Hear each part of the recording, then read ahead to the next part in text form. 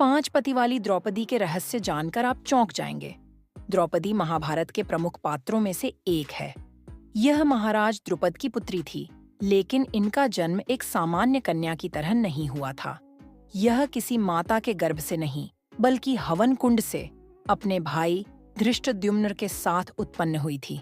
इनके जीवन की कई ऐसी घटनाएं हैं जो रहस्य और रोमांच से भरपूर है।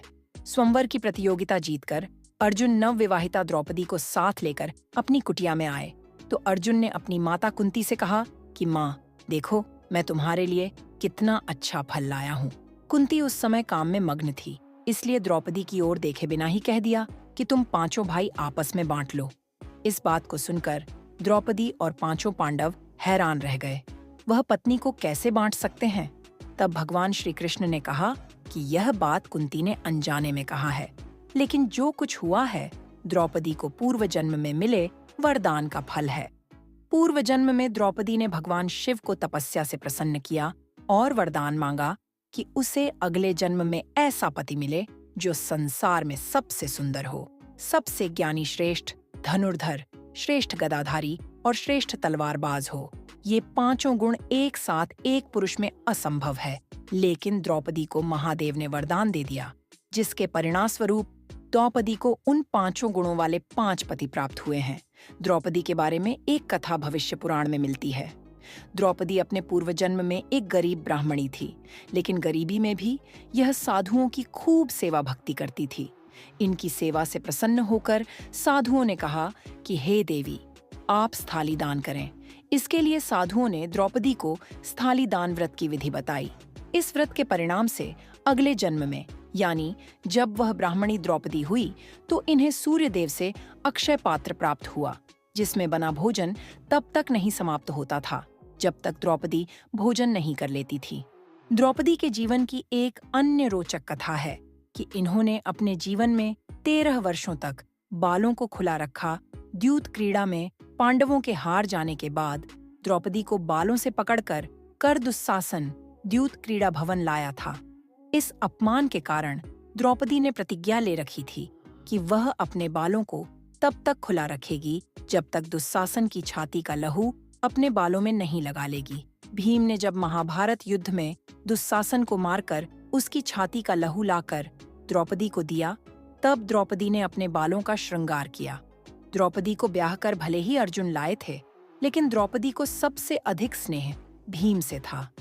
ऐसी कथा है कि महाभारत युद्ध के बाद जब पांडव अपना राजपाट त्याग करके स्वर्ग जाने के लिए निकले, तो द्रौपदी भी उनके साथ गई। स्वर्गारोहण के मार्ग में हिमालय को पार करते समय अचानक द्रौपदी का पांव फिसल गया और द्रौपदी खाई में गिरने लगी। उस समय भीम ने द्रौपदी को बचाने का काफी प्रयास किया। मरते समय द्रौपदी ने कहा कि अगर मुझे अगला जन्म मिला तो मैं तुम्हारी पत्नी बनना चाहूंगी। इसके अलावा एक सच और जिसे जानकर आप चौंक जाएंगे, और वह सच है कि द्रौपदी कर्ण से प्रेम करती थी और उसे अपना पति मानती थी। आइए जानते हैं पूरा वाकया। यह महाभारत का एक बहुत ही सचित्र वर्णन है, जो मूलतः 2 चचेरे भाई बहनों पांडवों और कौरवों के बीच युद्ध का वर्णन है। पूरे महाकाव्य में छोटी छोटी कहानियां हैं जो इस महाकाव्य को बनाने में सहायक हैं। इस पूरे महाकाव्य में एक केंद्रीय पात्र राजकुमारी द्रौपदी है, जिसने सभी 5 पांडव भाइयों युधिष्ठिर, भीम, अर्जुन, नकुल और सहदेव से विवाह किया था। महाभारत में द्रौपदी की सुंदरता की प्रशंसा की गई है, जो सबसे सुंदर रानी थी और बहुत आकर्षक महिला थी। आधुनिक शब्दावली में कहें तो वह शायद बहुत कामुकता से भरी हुई थी। एक कहानी कुछ इस तरह है। द्रौपदी एक बार कुछ फूल और फल तोड़ रही थी। उसने एक पेड़ पर लटकते हुए फल को देखा और तोड़ लिया। जैसे ही उसने फल तोड़ा, वह पेड़ से एक बुरी आवाज सुनकर चौंक गई।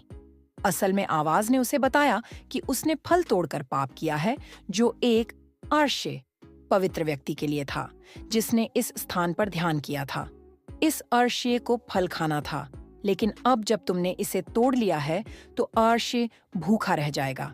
द्रौपदी डर गई और उसने अपने पतियों को बुलाया। उसने उन्हें पूरी कहानी सुनाई। पांचों पांडवों ने फल को पेड़ पर वापस लगाने की पूरी कोशिश की, लेकिन वे असफल रहे। पेड़ ने फिर से बात की और द्रौपदी को संबोधित किया।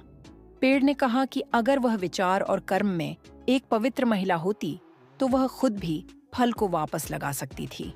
द्रौपदी पेड़ की इस बात से चौंक गई और उसने जवाब दिया कि वह एक पवित्र महिला थी जो अपने सभी पतियों के प्रति वफादार रही थी। उसने कहा कि वह केवल भगवान कृष्ण का सम्मान करती है जो उसके लिए भाई की तरह थे। उसने कहा कि उसके विचारों में कोई अन्य पुरुष नहीं था। कुछ देर की चुप्पी के बाद पेड़ फिर से बोला और कहा कि वह झूठ बोल रही थी क्योंकि उसके विचारों में कोई अन्य पुरुष प्रवेश कर गया था। स्तब्ध द्रौपदी ने सोचा और फिर एक अनोखी स्वीकारोक्ति की। उसने उत्तर दिया कि हाँ, वह इस बात से दुखी थी कि कर्ण को स्वयंवर के दौरान अपमानित किया गया और बाहर निकाल दिया गया। वह उसकी प्रशंसा करती थी और यदि वह जीत जाता तो वह खुशी खुशी उसकी पत्नी बन जाती। उसने यह भी कहा कि तब उसे सार्वजनिक रूप से निर्वस्त्र नहीं किया जाता, वेश्या नहीं कहा जाता और उसकी साड़ी उतारकर अपमानित नहीं किया जाता। द्रौपदी ने यह स्वीकारोक्ति अपने पतियों की उपस्थिति में की। जब उसने स्वीकारोक्ति की तो पेड़ ने कहा कि इस स्वीकारोक्ति से उसने अपनी पवित्रता वापस पा ली है और अब वह खुद ही फल वापस लगा सकती है। भीम और अर्जुन यह जानकर क्रोधित हुए कि उसे शक्तिशाली कर्ण से प्यार था। यह उल्लेख करना आवश्यक है कि वह पांडव वंश का सबसे महान योद्धा था और उसने अर्जुन को युद्ध में तब तक हराया था जब तक कि वह एक चाल में मारा नहीं गया। युधिष्ठिर ही एकमात्र पति थे जो समझ पाए कि क्या हुआ था। उन्होंने दोनों भाइयों की घबराहट देखी और उन्हें आधी रात को बरगद के पेड़ के पास चलने को कहा। वे युधिष्ठिर के पीछे गए और पेड़ के नीचे 9 लाख देवताओं को देखकर दंग रह गए। जब उन्होंने द्रौपदी को अपने सामने प्रकट होते देखा तो अर्जुन और भीम को एहसास हुआ कि द्रौपदी स्वयं एक देवी थीं। पूरी कहानी मन को उत्तेजित करती है और व्यक्ति को एहसास होता है कि महाभारत महान ज्ञान का भंडार है। यह स्वीकारोक्ति की शक्ति को सामने लाता है। तो दोस्तों, आज की इस वीडियो में बस इतना ही। अगर आपको ये वीडियो पसंद आई तो लाइक, शेयर और चैनल को सब्सक्राइब करना न भूलें। अगर आप किसी अन्य विषय पर वीडियो देखना चाहते हैं तो कमेंट में जरूर लिखें। तो दोस्तों, आज की इस वीडियो में बस इतना ही। अगर आपको ये वीडियो पसंद आई तो लाइक, शेयर और चैनल को सब्सक्राइब करना न भूलें। अगर आप किसी अन्य विषय पर वीडियो देखना चाहते हैं तो कमेंट में जरूर लिखें।